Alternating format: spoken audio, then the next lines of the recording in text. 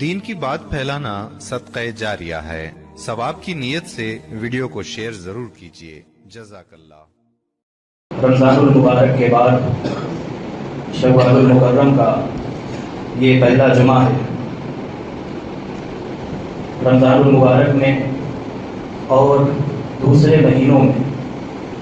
فرق یہ ہے کہ رمضان کے مقدس مہینے میں شیطان قید و بند میں تھا، بیڑیوں میں تھا، جکڑا ہوا تھا، اور اب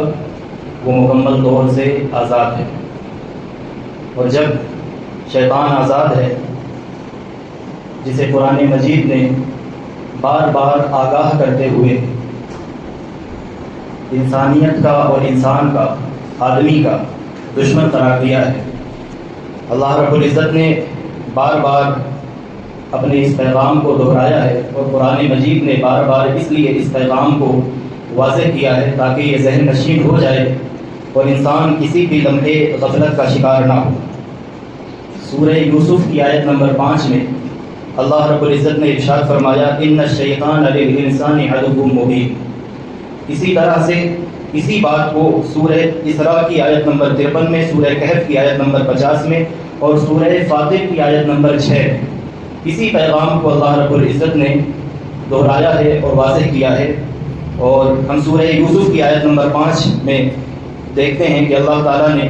جو یہ فرمایا ہے، اصل میں حضرت سیدنا یعقوب علی نبینا وعلیہ الصلوۃ والسلام نے اپنے بیٹے حضرت سیدنا یوسف علیہ الصلوۃ والسلام کو وہ نصیحت آپ نے کی، اور اس نصیحت کو اللہ رب العزت نے بیان فرمایا ہے، اور وہ نصیحت یہی ہے، وہ اپنے فرزند حضرت یوسف علیہ الصلوۃ والسلام سے فرماتے ہیں کہ میرے بیٹے، میرے بچے، ان الشیطان للانسان عدو مبین، آگاہ رہنا اور تم پر یہ بات واضح رہے کہ شیطان انسانوں کا کھلا ہوا دشمن ہے، ازلی دشمن ہے، ابدی دشمن ہے۔ اور اس پیغام کو اللہ رب العزت نے بار بار بیان کیا تاکہ یہ واضح ہو جائے کہ شیطان گمراہ کرنے کے جس کام پر لگا ہوا ہے، وہ جب تک اسے مہلت ملی ہوئی ہے وہ اس کام سے باز نہیں آئے گا، وہ لوگوں کو گمراہ کرتا رہے گا، اور ہم سب کو اس کی گمراہی سے بچنا ہے اور اس کے شر سے ہمیشہ اللہ رب العزت کی پناہ مانگتے رہنا ہے، اور اس کے حملوں کا دفاع کرنے کے لیے اور نیکیوں کی قوت، نیکیوں کے ذریعے سے قوت حاصل کرنے کے لیے اللہ رب العزت نے رمضان المبارک کا مہینہ اس امت کو عطا فرمایا۔ چونکہ شیطان جو ہے وہ انسان کے مقابلے میں، عام انسانوں کے مقابلے میں بہت زیادہ طاقتور ہے اور بہت پاورفل ہے، اور اس کے پاس بڑی عیاری، مکاری، چالاکی، تمام چیزیں ہیں، تمام حرکتیں ہیں، اور ساتھ ہی ساتھ شیطان کے پاس بہت بڑا ایکسپیرینس اور تجربہ ہے انسان کو گمراہ کرنے کا اور گمراہی کے راستے پر ڈالنے کا۔ اس کے مقابلے میں انسان کمزور ہے، اسی وجہ سے انسان جو ہے وہ ہمہ وقت اس کے حملوں کا دفاع کرنے کے لیے، چونکہ اپنی ذاتی قوت اور طاقت سے انسان یہ استطاعت نہیں رکھتا ہے کہ وہ شیطان کے حملے سے بچ سکے، اس لیے ہمیشہ وہ اللہ رب العزت سے اس کی پناہ مانگتا ہے اور اللہ رب العزت سے اس کی پناہ چاہتا ہے، اور اللہ رب العزت نے اسے مختلف انداز سے اسے اپنی پناہ عطا فرماتا ہے۔ اسی پناہ کی ایک شکل اور ایک صورت یہ ہے کہ اللہ تعالیٰ نے رمضان کا مہینہ عطا فرمایا تاکہ اس مہینے میں شیطان کو قید کیا جائے اور انسان جو ہے وہ زیادہ سے زیادہ نیکیاں کرے، اور نیکیاں کما کر کے نیکیوں کی قوت سے شیطان مردود کے ہونے والے حملوں سے اپنے آپ کا بچاؤ کرے اور اپنا دفاع کرے۔ تو پورا جو مہینہ گزرا ہے وہ گویا کہ شیطان مردود جو واضح دشمن ہے، کھلا ہوا دشمن ہے، انسانیت کا دشمن ہے، آدمیت کا دشمن ہے، تو انسان پر، بندہ مومن پر یہ واضح رہے کہ یہ میرا بھی دشمن ہے، یہ میرے باپ آدم کا بھی دشمن تھا، یہ میری ماں حوا کا بھی دشمن تھا، اب میرا بھی دشمن ہے، میری آنے والی قیامت تک جو نسلیں ہوں گی اور آدم علیہ الصلوۃ والسلام کی جو نسلیں ہوں گی، یہ ان سب کا کھلا ہوا دشمن ہے۔ اور جب اتنا بڑا دشمن ہے اور اس دشمن کا مقابلہ کرنا لازمی ہے، ضروری ہے، تو اللہ رب العزت نے رمضان المبارک میں ہمیں ٹریننگ کروائی کہ نیکیاں زیادہ سے زیادہ کرو، اور نیکیوں کی قوت سے شیطان مردود کے ہونے والے جو حملے ہیں ان کا دفاع کرو، ان سے اپنا بچاؤ کرو، خود بھی بچو، اور پوری امت کو بچانے کے اسباب جو ہے وہ مہیا اللہ رب العزت نے فرمائے۔ تو پورے مہینے اللہ رب العزت نے ٹریننگ کروائی، لیکن کتنے افسوس کی بات ہے کہ امت نے مل جل کر کے اچھی طرح سے پورے رمضان بھر، پورے مہینے ٹریننگ کی، یعنی سیکھا کہ شیطان سے بچنا کیسے ہے اور نیکیاں کیسے کرنی ہے۔ کتنے افسوس کی بات ہے اور کتنی عجیب بات ہے کہ پورے مہینے ٹریننگ کی اور ٹریننگ کرنے کے بعد جب وہ دشمن قید میں تھا تب ہماری ٹریننگ ہو رہی تھی، اور جب وہ دشمن اب آج باہر آ گیا ہے، کھل کر کے میدان جنگ میں آ چکا ہے، تو بندہ مومن جو ہے وہ میدان جنگ چھوڑ کر کے وہ بھاگ چکا ہے، فرار اختیار کر چکا ہے، مسجدیں مرثیہ خواہ ہیں، اور جو رشتہ اللہ رب العزت کی بندگی کا جڑا تھا وہ رشتہ جو ہے وہ کمزور سے کمزور تر ہوتا جا رہا ہے۔ آپ اس میں کسی ملک کی مثال لیں، موجودہ زمانے میں، موجودہ دور میں، یا کسی بھی زمانے میں، یا اپنے ملک کی مثال لے لیں کہ ہماری جو حکومت ہے وہ ہماری فوج کو ٹریننگ دے دشمن سے دیش کی حفاظت کے لیے، اس پر ٹریننگ اس کی کروانے میں اور اس کی تربیت کروانے میں حکومت کا خوب خرچ ہو، اور وہ ٹریننگ کرے، پوری ٹریننگ کر لے، اور جب کبھی دیش پر برا وقت آئے، دشمن سامنے ہو، تو وہ فوجی پیٹ پھیر کر کے میدان سے فرار ہو جائے، تو وہ حکومت اس فوجی کو کیا دے گی؟ بھارت رتن دے گی، تمغہ امتیاز دے گی، کوئی اعزاز دے گی، کوئی ایوارڈ دے گی؟ نہیں دے گی، لعنت ملے گی، ملامت ملے گی، اور بعض صورتوں میں دیش دروہی قرار دیا جائے گا۔ تو جس طرح سے کوئی حکومت کسی فوجی کو اپنے ملک کی حفاظت کے لیے ٹریننگ کروائے اور بعد میں جب لڑنے کا وقت آئے، اس دشمن سے مقابلے کا وقت آئے، تو وہ بھیڑ دکھا کر کے بھاگ جائے، تو وہ لعنت کا مستحق ہوتا ہے۔ اسی طرح سے اللہ رب العزت نے رمضان کا تحفہ عطا فرمایا، پوری ٹریننگ کروائی، رمضان میں رحمتیں عطا فرمائی، اپنی مغفرتیں عطا فرمائی، اور وہ جو بڑا دشمن ہے اسے قید کر کے اللہ رب العزت نے زنجیروں میں جکڑ دیا۔ اب جب وہ دشمن آزاد ہے، رمضان المبارک کا مہینہ گزر گیا ہے، تو اب جو ٹریننگ کروائی تھی، اب بندہ مومن کا کام یہ تھا کہ ڈٹ کر کے اس دشمن کا مقابلہ کرے، اللہ رب العزت کی پناہ میں آ جائے، اور اللہ کی پناہ میں آ کر کے اللہ رب العزت کی خوب عبادتیں کر کے، اور جو رمضان المبارک میں اس نے نیکیوں کا ذخیرہ جمع کیا ہے ان سے قوت لیتے ہوئے اس شیطان مردود کا مقابلہ کرے اور اس کے حملوں کا دفاع کرے، خود بھی بچے اور حضور کی امت کو بھی بچائے۔ تو اب حال یہ ہے کہ مسجدیں خالی ہیں، لوگ جو ہیں وہ میدان چھوڑ کر کے فرار ہو چکے ہیں، بھاگ چکے ہیں۔ ایسے رمضانی مسلمانوں کو یہ سمجھنا چاہیے کہ آپ اللہ کے بندے ہیں، رحمان کے بندے ہیں، رمضان کے بندے نہیں ہیں۔ رمضان ایک ٹائم پیریڈ تھا، ایک مہینہ تھا، ایک وقت تھا، ایک سمے تھا، وہ گزر گیا، لیکن رحمان وہ ہمیشہ آپ کا رب ہے، اور وہ ہمیشہ سے آپ کا رب ہے، اور ہمیشہ آپ کا رب رہے گا۔ تو جو رحمان ہے، اس رحمان کے سامنے جبین گردن رمضان میں بھی جھکتی تھی، تو رمضان کے بعد بھی جھکنی چاہیے۔ رمضان گیا ہے، رحمان ہمیشہ سے ہے اور ہمیشہ رہے گا۔ ان رمضانی مسلمانوں کے متعلق دیکھیں، سورہ آل عمران ہے، آیت نمبر 79 ہے۔ انبیاء، مرسلین، نبیوں اور رسولوں کی اللہ رب العزت مثال دیتے ہوئے بیان فرماتا ہے، تعالیٰ جسے نبوت کا مقام عطا فرمائے، اسے کتابیں عطا فرمائے، اسے حکمت عطا فرمائے، تو پھر جب اسے یہ چیزیں اللہ رب العزت عطا فرما دیں، نبوت، کتاب، حکمت، تو جب یہ چیزیں لے کر کے وہ اپنی قوم کے درمیان جاتا ہے، تو ہر نبی کا ایک ہی کام ہوتا ہے کہ وہ اپنی قوم سے جا کر کے کیا کہتا ہے؟ کونوا ربانیین، میری قوم اللہ والے بن جاؤ، اللہ کی طرف آ جاؤ، اور اللہ سے اپنے رشتے کو مضبوط کر لو، اللہ رب العزت سے اپنے رشتے کو جوڑ لو۔ تو ہر نبی کی دعوت ہے کونوا ربانیین، ربانی بن جاؤ، اللہ والے بن جاؤ۔ لیکن ہمارا معاملہ یہ ہے کہ ہم ربانی بننے کے بجائے رمضانی بننے پر زور دیے ہوئے ہیں۔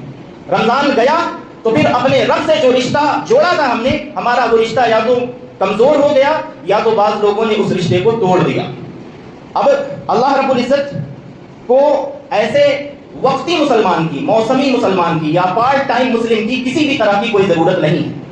اللہ رب العزت ایوری ٹائم مسلم چاہتا ہے کہ ہر سانس میں بندہ مسلمان رہے، ہر آن مسلمان رہے، اور ہر لہجہ جو ہے وہ اس کی مومنانہ شان ہو۔ وہ ایسا نہ ہو کہ رمضان آئے تو مسلمان دکھائی دے، اور جب رمضان گزر جائے تو اس پر کوئی اور رنگ چڑھا ہوا نظر آئے۔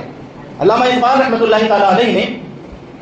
مومن کی وضاحت کرتے ہوئے کہ مومن ہونا کیسا چاہیے، رمضانی نہیں ہونا چاہیے، وقتی نہیں ہونا چاہیے، موسمی نہیں ہونا چاہیے، پارٹ ٹائم مسلم نہیں ہونا چاہیے، مسلمان کیسا ہونا چاہیے؟ تو کہتے ہیں ہر لہجہ ہے مومن کی نئی آن نئی شان، گفتار میں کردار میں اللہ کی برہان،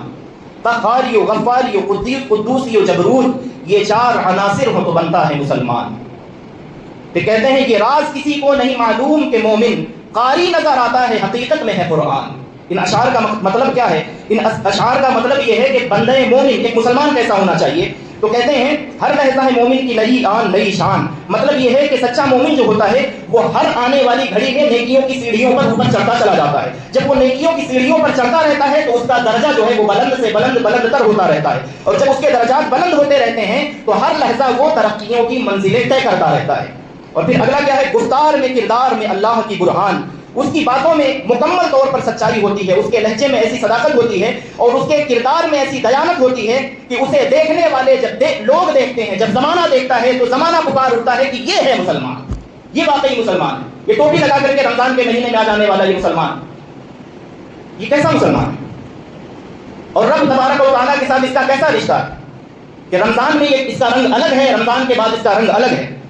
تو مومن ایسا نہیں ہوتا، مومن اپنے کردار، اخلاق، سچائی، گفتار ہر لحاظ سے ایسا ہو کہ جب بھی اسے کوئی دیکھے، زمانہ دیکھے، لوگ دیکھیں تو اسے بتانا نہ پڑے کہ میں مسلمان ہوں، وہ اپنے کردار میں ایسا ہو کہ لوگ اس کے کردار کو، اس کے اعمال کو دیکھ کر کے گواہی دیں کہ یہ مسلمان ہے۔ پھر آگے کہتے ہیں قہاریو، غفاریو، قدوسیو، جبروت، یہ 4 چیزیں بیان کی۔ قہاریو، غفاریو، قدوسیو، جبروت، یہ 4 عناصر ہو تو بنتا ہے مسلمان۔ قہاری یعنی باطل کے سامنے ڈٹ جانے کی ایسی طاقت ہو جو کربلا کے میدان میں جس کا بالکل نمونہ حضرت امام حسین رضی اللہ تعالیٰ عنہ نے پیش کیا ہے۔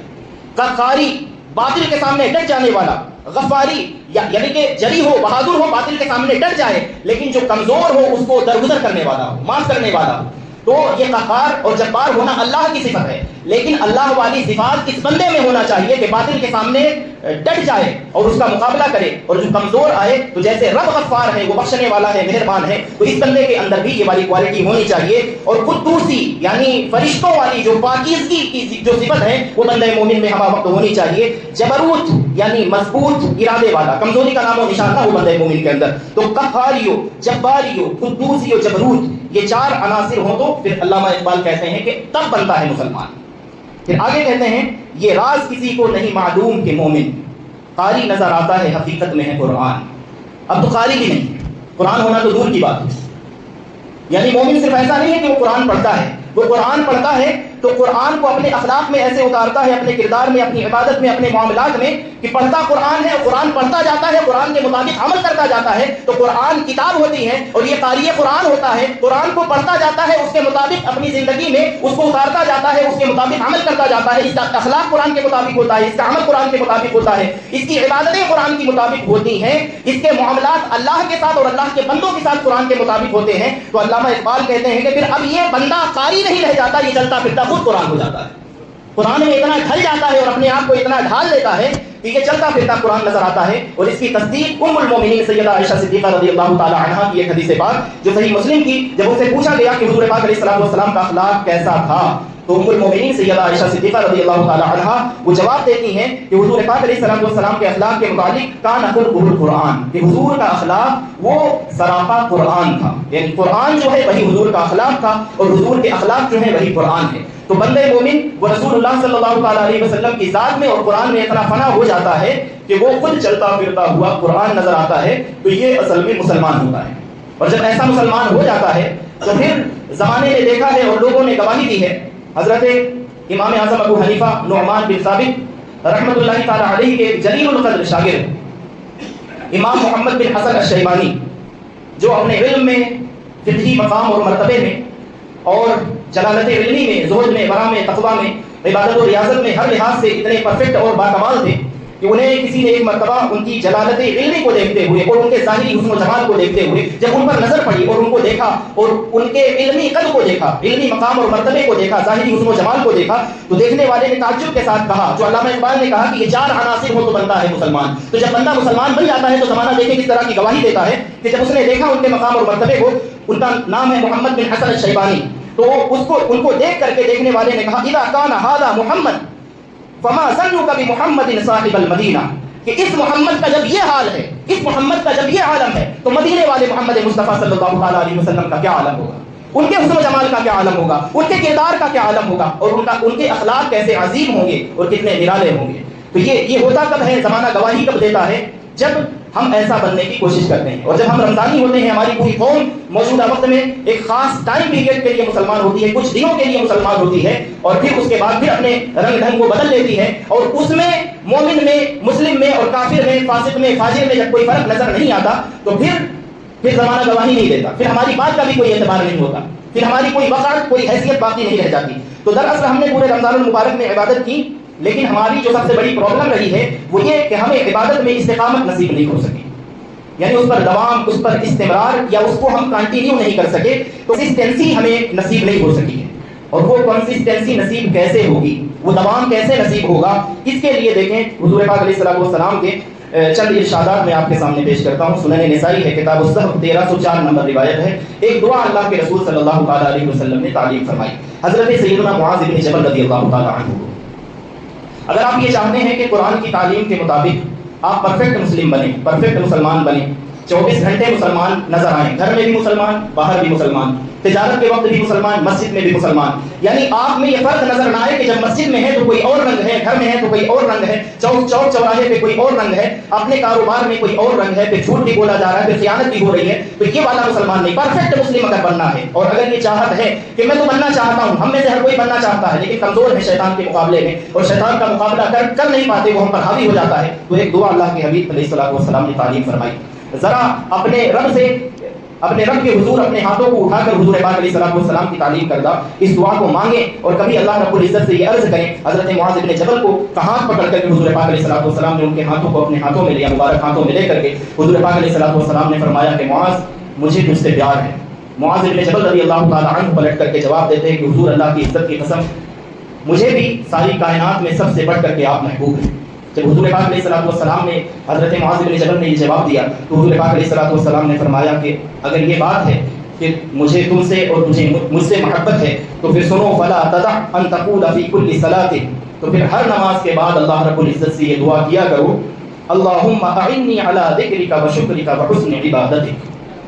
شیطان ہے، بیچ میں آ جاتا ہے، کام جاری نہیں رہ پاتا، نمازیں کنٹینیو نہیں رہ پاتی، نیکیاں لگاتار نہیں کر پاتے، تو حضور پاک علیہ السلام نے یہ دعا تعلیم فرمائی کہ اللہ رب العزت سے دعا مانگو کہ اے اللہ میری مدد فرما علی ذکرک، کہ میں تیری عبادت کر سکوں، تیرا ذکر کر سکوں، وشکرک، تیری نعمتوں پر تیرا شکر ادا کر سکوں، وحسن عبادتک، اور تیری جو عبادت ہے اسے حسن کے ساتھ، کمال کے ساتھ تیری عبادت کر سکوں۔ تو یہ دعا حضور پاک علیہ السلام نے جو تعلیم فرمائی ہے تو اس دعا کو اپنا معمول بنائیں، اور حضور نے فرمایا کہ ہر نماز کے بعد اس دعا کو اپنا معمول بنائیں۔ تو اگر ہم اس دعا کو پڑھتے ہیں تو اللہ کی رحمت سے یہ امید ہے کہ حضور پاک علیہ السلام کی ادا کردہ اس وظیفے کی برکت سے اللہ تعالی ہمیں ضرور نیکیوں کی توفیق عطا فرمائے گا اور گناہوں سے بچنے کی بھی توفیق عطا فرمائے گا۔ ایک اور روایت دیکھیں، حضرت سفیان بن عبداللہ الثقفی وہ روایت کرتے ہیں، صحیح مسلم کتاب الایمان کی 159 نمبر روایت ہے، حضرت سفیان بن عبداللہ الثقفی نے اللہ کے رسول صلی اللہ تعالیٰ علیہ وسلم سے یہ دریافت کیا کہ حضور مجھے کوئی ایسا طریقہ، کوئی ایسا کام، کوئی ایسا وظیفہ بتا دے کہ پھر آپ کے بعد مجھے کسی اور سے کچھ پوچھنے کی حاجت نہ رہے، پھر آپ کے سوا کسی اور سے کچھ پوچھنے کی ضرورت نہ رہے۔ ایک جملے میں حضور پاک علیہ السلام نے جواب ارشاد فرمایا۔ حضور پاک علیہ السلام نے فرمایا قل آمنت باللہ، جو کہ ہم سب کہتے ہیں آمنت باللہ و ملائکتہ و کتبہ و رسلہ، کہتے سب ہیں، لیکن اگلا جو کام کرنا ہے حضور فرماتے ہیں قل آمنت باللہ، کہو کہ میں ایمان لایا اللہ پر، اور جب اللہ پر ایمان لانے کا اقرار کرو، گواہی دو، تو پھر حضور فرماتے ہیں فاستقم، پھر اس پر جم جاؤ، پھر اس ایمان لانے کا جو تقاضا ہے ساری زندگی کو اس تقاضے کو پورا کرنے میں گزار دو۔ تو اب حضور پاک علیہ السلام نے اپنے صحابی کو یہ جو تعلیم فرمائی ہے، میں یہی وظیفہ اپنے آپ کو بھی اور آپ کو بھی پیش کرتا ہوں کہ ہم سب حضور پاک علیہ السلام کے اس ادا کردہ وظیفہ کے مطابق اپنی زندگی کو گزارنے کی ہم سب کوشش کریں کہ ہم سب نے گواہی دی ہے، ہم سب ایمان لائے ہیں اللہ پر، لیکن جو ہم سے کام نہیں ہو پا رہا، وہی کنسسٹنسی نہیں ہو پا رہی ہے، ہم اس عمل کو کنٹینیو نہیں رکھ پا رہے ہیں، جو کمی ہے یہاں ہے۔ رمضان گیا تو پھر ہمارے جو اعمال ہیں وہ ترک ہو گئے، قرآن مجید سے دوری ہو گئی، مسجدوں سے دوری ہو گئی، نمازوں سے دوری ہو گئی، عبادتوں سے ہم دور ہو گئے۔ تو ہم ان تمام چیزوں کو اگر کنٹینیو رکھنا چاہتے ہیں تو پھر ہمارے مومن ہونے کا جو تقاضا ہے کہ